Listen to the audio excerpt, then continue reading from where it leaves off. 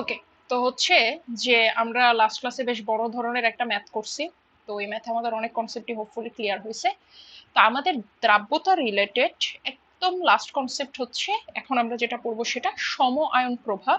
প্রথম ক্লাস থেকে এটা হচ্ছে গিয়ে উম, আমি তোমাকে বলছিলাম যে আপাতত একটু মনে রাখো, আমরা হচ্ছে এটা পরে দেখবো।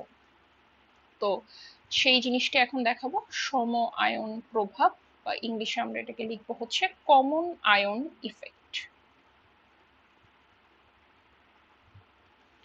এই সমায়ন প্রভাবের সিগনিফিকেন্স কেমিস্ট্রিতে অনেক বেশি, কিছু রিজনে। কেন সেটা বুঝাচ্ছি। আপাতত একটু বুঝার ট্রাই করে যে আসলে কি বুঝে। সেটা হচ্ছে এই যে আমরা এত কিছু যে দেখলাম, সবগুলা যে আমরা ম্যাথ দেখতেছি, আমরা কি করতেছি, একটার মধ্যে খালি আরেকটা ঢালতেছি, একটার মধ্যে খালি আরেকটা ঢালতেছি, ঢেলে ঢেলে বের করতেছি যে আদৌ এগুলোর অধক্ষেপ পড়বে কি পড়বে না, সেই নিয়ে আমরা ফুল টাইপ 15টা করলাম। আচ্ছা, তো করলে তো সমস্যা নেই, করছি, খুব ভালো কথা। কিন্তু খেয়াল করলে দেখবা যে আমরা যতগুলো ম্যাথ এখন পর্যন্ত করছি সবগুলাতেই না কোনো কমন আয়ন নাই, কোনো সাধারণ কোনো আয়ন নাই। এই সাধারণ আয়ন মানে কি? কথার কথা, যদি আমি এরকম ভাবে চিন্তা করি যে মনে করো আমার কাছে একটা পাত্রে সিলভার ক্লোরাইড আছে, অন্য একটা পাত্রে কথার কথা আছে হচ্ছে সোডিয়াম ক্লোরাইড। এদেরকে তুমি যদি একই পাত্রে মিশাও, ঢালো, একেও এই পাত্রে ঢাললা, একেও এই পাত্রে ঢাললা, ঢাললে এইখানে এই ক্লোরিনটা কি একটা কমন আয়ন না দুজনের মাঝে? এরকম কোনো ম্যাথ কিন্তু আমরা এখনো করিনি। এইসব কেসে কি হবে সেটাই আমরা হচ্ছে গিয়ে বেসিক্যালি এখন দেখব। ওকে, তাহলে আমরা ধরলাম কথার কথা আমার সিলভার ক্লোরাইড আছে এক্স মোলার এবং আমার সোডিয়াম ক্লোরাইড আছে ওয়াই মোলার। এদেরকে আমি একই সাথে ঢালছি। এখন জাস্ট দেখাচ্ছি আর কি, এটা কোনো ম্যাথ না, কিভাবে কাজ করে সেটা। তাহলে আমি যদি সিলভার ক্লোরাইডকে একটু ভাঙি, সে কি হবে বলতো? AG plus plus Cl minus হবে। তো যেহেতু সিলভার ক্লোরাইড এক্স, মানে জিনিসটা কিরকম যে আমরা কি জানি যে সম্পৃক্ত দ্রবণ যদি হয় তাহলে এস এস এস। তা আমাদের এখানে আসলে এক্স বলছে, so x x x. Similar জিনিসটা যদি আমি সোডিয়াম ক্লোরাইডের জন্য করি, NaCl, Na plus plus Cl minus, তো এস এস, এটাও এস, তো এখানে এস এর মান কত আসলে? Y y y. এখন যদি এদেরকে যোগ করো, আচ্ছা একটা কাজ করো, তুমি হচ্ছে এখানে সোডিয়াম ক্লোরাইডটা না দিয়ে হচ্ছে এইচ দাও, হাইড্রোক্লোরিক অ্যাসিড দাও কষ্ট করে, না হলে এদের মাঝে বিক্রিয়া হবে না, দুইটাই লবণ হয়ে যায়, তো এই জন্য এইচ প্লাস। ওকে, এবার ঠিক আছে। আচ্ছা, এখন দেখো তো এটার কেএসপি কত? Silver ion into chloride ion. Silver আয়নের কত? X into x, x square. ঠিক আছে, এখন সিলভার ক্লোরাইডের পাত্রে এরকম ছিল, এটা কোন পাত্রে আছে? পাত্রগুলোর নাম দিই, এ বি সি, তাহলে এ পাত্রে। এখন যখন আমি সি পাত্রে চলে গেলাম, সি পাত্রে কথাটার মানে কি? ওয়াই মোলার HCl যোগ করা হয়েছে।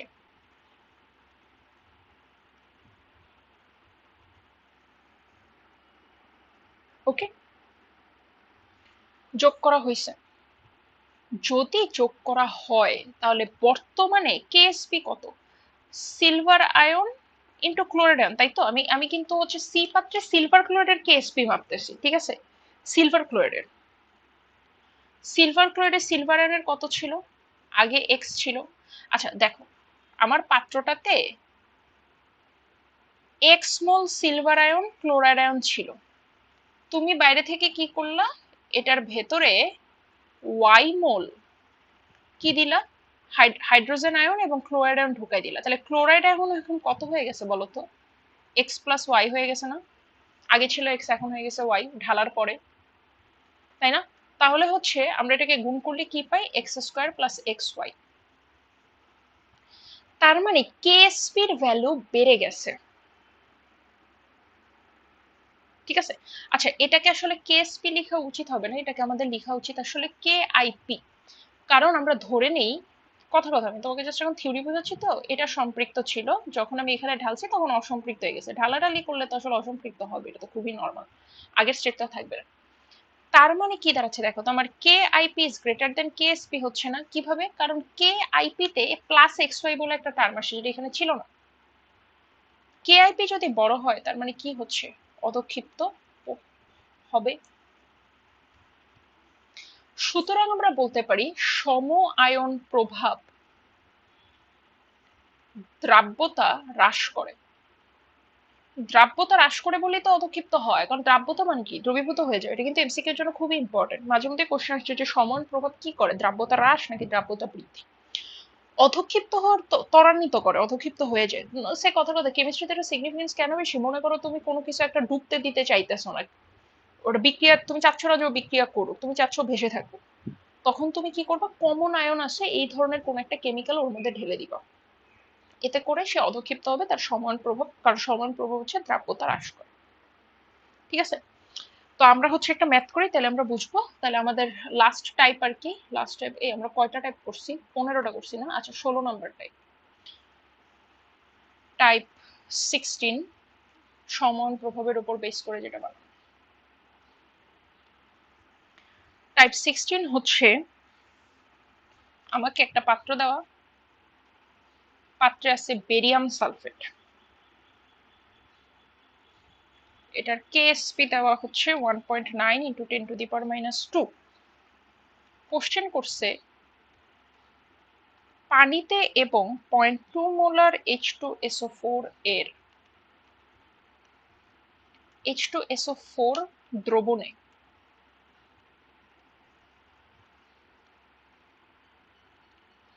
দ্রাব্যতার মান বের করো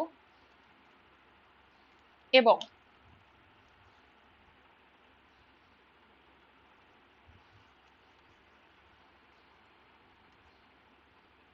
ফলাফল বিশ্লেষণ করো। ঠিক আছে, এই ম্যাথটা করলে আমাদের কয়েকটা জিনিস ক্লিয়ার হয়ে যাবে যে আসলে এখানে কি হয়। আচ্ছা, এটা আমাদের টাইপ 16 এর 1 নাম্বার ম্যাথ। আনসার, পানিতে দ্রাব্যতা মানে কি বলতো? পানিতে দ্রাব্যতা মানে ওর মাঝে কোনো কমন আয়ন ইফেক্ট নাই, আমরা এতদিন যেভাবে ম্যাথ করে আসছি সেভাবে, কিন্তু সালফিউরিক অ্যাসিডের মাঝে কমন আয়ন ইফেক্ট আছে, সেটা হচ্ছে সালফেট আয়নের। ঠিক আছে, তাহলে পানিতে একদম নর্মাল ম্যাথ, বেরিয়াম সালফেট ভেঙে কি হবে, Ba2+ প্লাস SO4 2-, তাহলে এটা এস হলে এটাও এস, এটাও হচ্ছে এস। সুতরাং বেরিয়াম সালফেটের দ্রাব্যতা গুণফল, এটাকে আমরা কি দ্বারা এক্সপ্রেস করি, কেএসপি, সেটা হচ্ছে barium 2+ SO4 2-, S into S, S square, এটার উপরে তো কোনো সহগ বসেছে। তো প্রশ্ন মতে এস স্কোয়ারটাই কি, 1.9 × 10⁻²। তাহলে আমার এস কত, এস আমার চলে আসতেছে 1.37 × 10⁻², তার আমি একটু দেখি এটা কত, 1.37 × 10⁻² মোল পার লিটার। তুমি যদি ক্যালকুলেটর করে দেখো 0.0137 আসে, কোনো সমস্যা নেই, একই কথা। আচ্ছা না, এটা তো আচ্ছা, এটা আমরা নর্মালি লিখি, এটা ভুল হয়েছে, 0.137। খাতায় ঠিক করে নেই, আমার খাতার মধ্যে দ্রাব্যতার ম্যাথে প্রচুর ভুল, মানে ওই সময় হচ্ছে স্যার এত ফাস্ট ম্যাথ করাইছে, মানে আমি নিজেও তাল মিলাইতে পারি নাই, আর এটা নিয়ে আমার সাফারও করা লাগছে। পরে হচ্ছে ওই গুহ স্যারের বই, হাজারি স্যারের বই ঘেটে ঘেটে বহুত ঝামেলা হয়েছে আমার এই দ্রাব্যতার ম্যাথ নিয়ে। বাট এটা আমার কাছে খুব মজা লাগতো, লাইক এখানে একদম পুরো জাস্ট মানে একই টাইপের কোশ্চেন আসে বারবার, তো পারলেই হচ্ছে মার্ক। তো এটা দেওয়াটা কম্পারেটিভলি টাইমও হচ্ছে বাঁচে আর কি, ইজি ম্যাথ তো একই টাইপের ম্যাথ, থিওরি লিখলে তো অনেক টাইম লাগে, আর এটা আসবেই আসলে। তো আমরা এস এর ভ্যালুটা বের করে ফেলতে পারলাম, এটা পানিতে। এখন আমি বের করতে চাচ্ছি সালফিউরিক।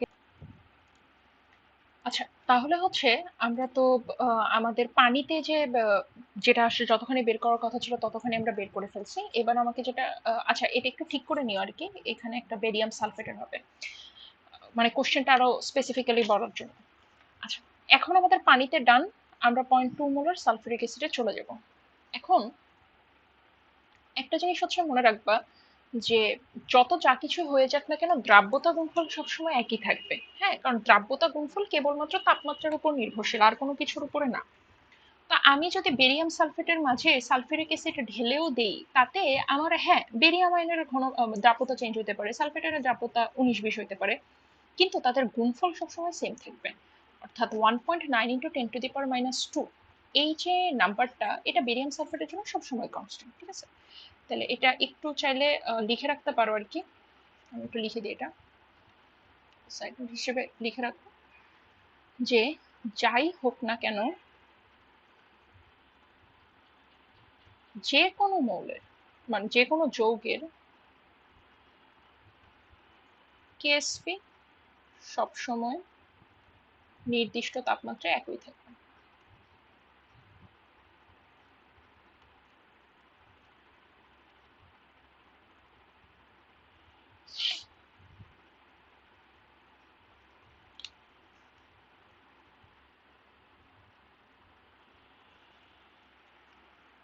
ওকে, খুব ভালো কথা, বুঝতে পারছি।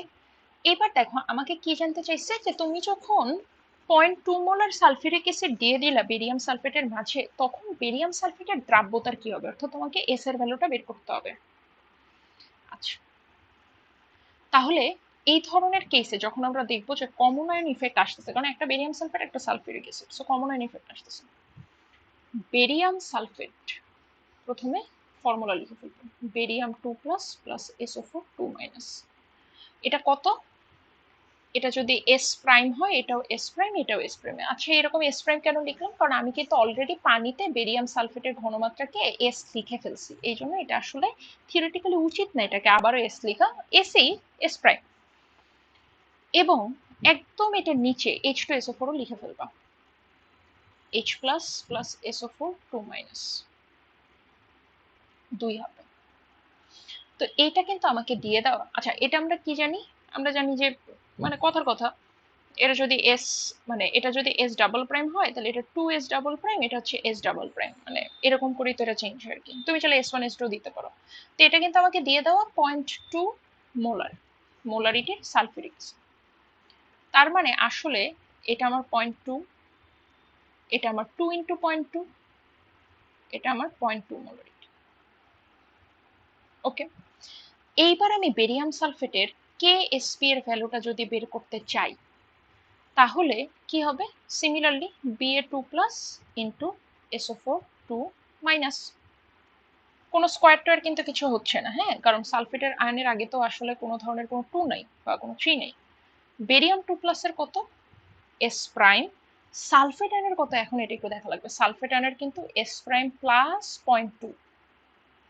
ওকে, তাহলে এস প্রাইম প্লাস 0.2, তাহলে এটা করলে কত হয়, S prime square plus 0.2 S prime. এই আমরা আবার কি জানি, কেএসপি, এই KSP is equal two what, এটা ইজ ইকুয়াল টু দেওয়া তোমাকে 1.9 ইন্টু 10⁻², 1.9 ইন্টু 10⁻²। তার মানে S prime square plus 0.2 S prime is equal two 1.9 into 10⁻²। তো বুঝতেই পারতেছো এটা এস প্রাইমের একটা দ্বিঘাত সমীকরণ, এ কারণে এটা তুমি ক্যালকুলেটরে সলভ করতে পারো। কিন্তু দেখবা তুমি বেশিরভাগ বইয়ে একটা কথা লিখা যে এস প্রাইম স্কোয়ারকে নগণ্য ধরে। নগণ্য কেন, তুমি যদি বইটা একটু খুলো বা আমাদের প্রিভিয়াস ম্যাথগুলো যদি দেখো, তাহলে দেখবা যে যে কোনো দ্রাব্যতা মানে যথেষ্ট ছোট হয়, দেখবা সামথিং টু দি পাওয়ার -5 6 এরকম ভাবে চলে যায়। এর উপরে তুমি যদি আবার স্কোয়ার করো তাহলে এটা আরো ছোট হয়ে যায়। সো বেশিরভাগ কেসে এটা সবসময় আসলে নগণ্য ধরা যায়, সো নগণ্য ধরলে সমস্যা নেই। আমরা এখানে নগণ্য ধরবো হচ্ছে এস প্রাইম স্কোয়ারটাকে, আমরা 0.2 এস প্রাইমকে নগণ্য ধরবো না, কারণ নগণ্য আমরা কখন ধরতে পারি, দুইটা কম্পেয়ার করে। তারপরে আমরা এটাকে কম্পেয়ার করব, আমরা এটাকে করব, এই দুইটার মাঝে অবশ্যই এটা ছোট, কারণ এটা এস প্রাইমের উপর স্কোয়ার, মানে কি কোনো একটা পাওয়ার ছিল যেটা খুবই কম, এর উপরে স্কোয়ার, আর এটা 0.2 এস প্রাইম। ওকে, তাহলে আমরা ধরি যে এটা near about 0, 1.9 into 10⁻², S prime square নগণ্য ধরে। এই নগণ্য ধরাটা মানে করলে হচ্ছে মানে এটা এটা বইয়ে আসে আসলে। আচ্ছা, এখন কথা হচ্ছে কোনটাকে নগণ্য ধরবা, সবসময় মনে রাখবা যে আমরা আসলে নগণ্য ধরি তাকে যার সাথে নতুনটার ঘনমাত্রাটা নাই। নতুন ঘনমাত্রা কোনটা ছিল? 0.2 মোলার ছিল না? এটা তো আমাদের গিভেন। এইটা যার সাথে আছে তাকে বাদ দিবা না, এটা ছাড়া যত যে আছে স্কয়ার কিউব যা আছে সবাইকে বাদ দিয়ে দিবা। আমরা নেক্সট ম্যাথ করলে হয়তো আরো ভালো মতো বুঝবো। তাহলে এস প্রাইম এখান থেকে চলে আসতেছে 1.9 into 10 to the power minus 2 divided by 0.2, তাহলে 0.095 মোল পার লিটার। তার মানে আমার দ্রাব্যতা আগে ছিল 0.137, এখন হয়ে যাচ্ছে 0.095, দ্রাব্যতা কমে গেছে, সুতরাং দ্রাব্যতা হ্রাস পাচ্ছে। সো এটাই আসলে আমাদের অবজেক্টিভে আসে আর কি। ঠিক আছে, আমি তোমাকে এখান থেকে সেকেন্ড ম্যাথটা করাই, ওদের সময়ের প্রভাবটা হচ্ছে শেষ হবে, প্লাস হচ্ছে কি আমরা আরো ভালো মতো জিনিসটা বুঝতে পারবো। তাহলে 2 নম্বর কোশ্চেনে পাত্র দেওয়া আছে K2CO3, এর KSP এর ভ্যালু দেওয়া 4.85 into 10 to the power minus 12। দ্বিতীয় একটা পাত্র দেওয়া আছে যেখানে দেওয়া অ্যালুমিনিয়াম কার্বনেট,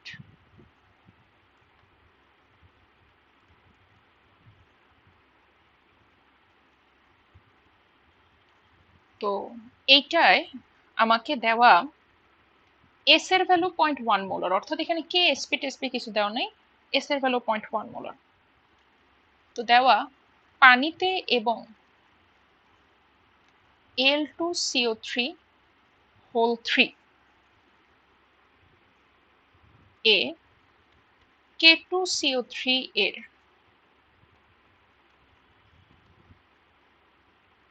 দ্রাব্যতার তুলনা কর।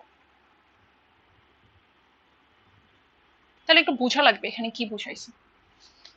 যেটা বুঝাইছে সেটা হচ্ছে পটাশিয়াম কার্বনেটকে তুমি প্রথমে পানিতে ডুবাইছো, এরপরে তুমি অ্যালুমিনিয়াম কার্বনেটে ডুবাইছো।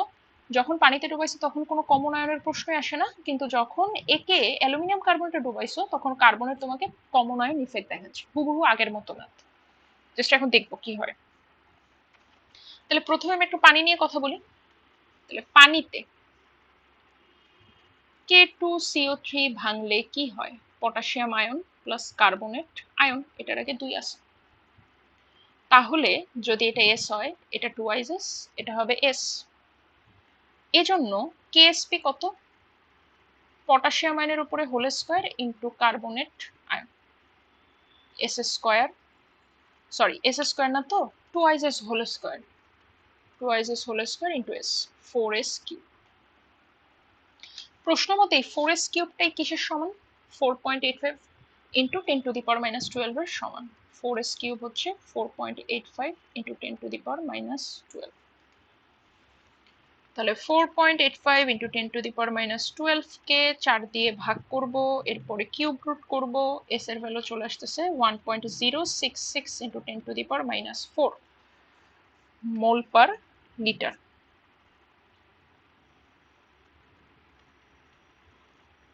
আচ্ছা, খাতায় কিন্তু ভুল আছে, ঠিক আছে, ওকে, ভালো কথা। এইবার আমরা চলে যাচ্ছি ইম্পর্টেন্ট যেটা, সেটা হচ্ছে অ্যালুমিনিয়াম কার্বনেটে কি হবে। তাহলে আমরা কি করি, এই সকল কেসে আমরা প্রথমেই পটাশিয়াম কার্বনেটটাকে ভাঙবো।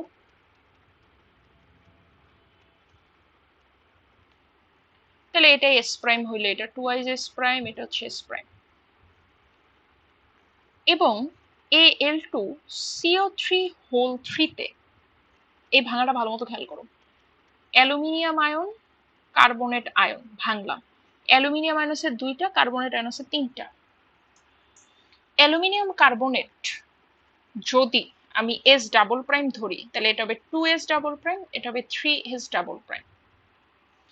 এখন এস ডাবল প্রাইমের পরিমাণ কত দেওয়া? অ্যালুমিনিয়াম কার্বনেটে পানিতে অ্যালুমিনিয়াম কার্বনেটের দ্রাব্যতা দেওয়া 0.1 molar, 0.1 molar, 2 into 0.1 molar, 3 into 0.1 molar, তার মানে 0.2 মোলার, 0.3 মোলার। এইবার আসো, তুমি যদি এখন কেএসপি বের করতে চাও, কার বের করতেছো? K2CO3, ঠিক আছে, তাহলে কি হবে? Potassium ion whole square into carbonate ion. Potassium ion তোমার কত আছে দেখো তো, পটাশিয়াম আয়ন তোমার আছে 2s prime, 2s prime whole square, into কার্বনের টার্ন কত আছে দেখো তো, এস প্রাইম প্লাস 0.3।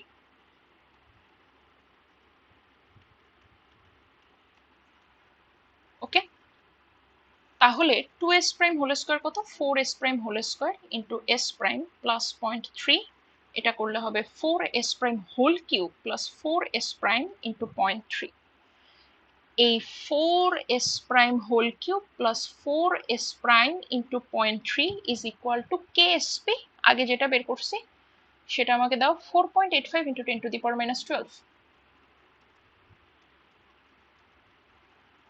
ওকে, এখন আমরা যে কোনো একটাকে নেগলেক্ট ধরবো, কোনো একটা রাশিকে, তো বুঝতেই পারতেছো নিশ্চয়ই আমরা নেগলেক্ট আসলে ধরবো হচ্ছে আমাদের এই রাশিটাকে আমরা নেগলেক্ট ধরবো, কারণ এটার আমি বলছিলাম যে যেখানে এই যে নতুন যে টার্মটা 0.3 আগের জন্য যেটা ছিল 0.2 সেটা থাকলেও সেটাকে আমরা ইগনোর করতে পারবো না, কারণ এটা যথেষ্ট বড় একটা মান।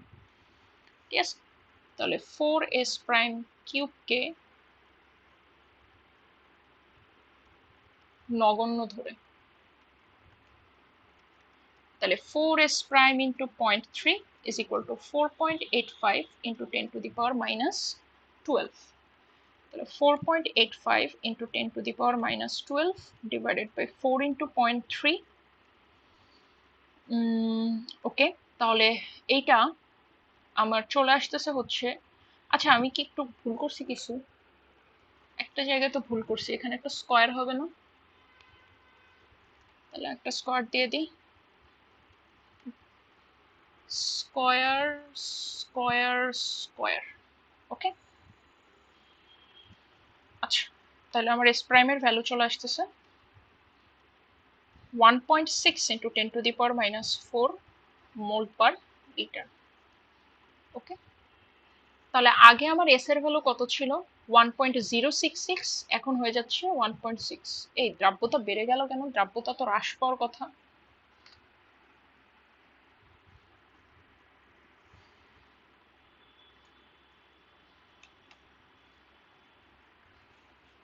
দাঁড়াও আমি একটু চেক করি।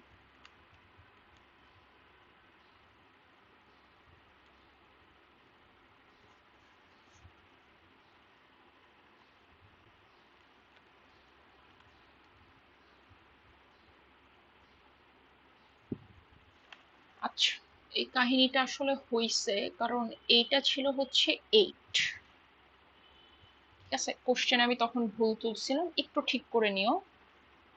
8 হইলে পরে এটা হয়ে যায় 2.3 into 10 to the power minus 3।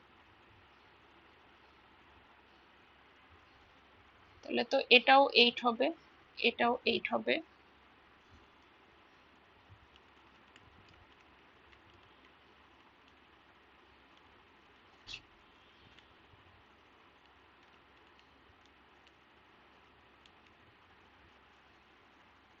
তাহলে এটা কেটে হবে 2.01 into 10 to the power minus 4।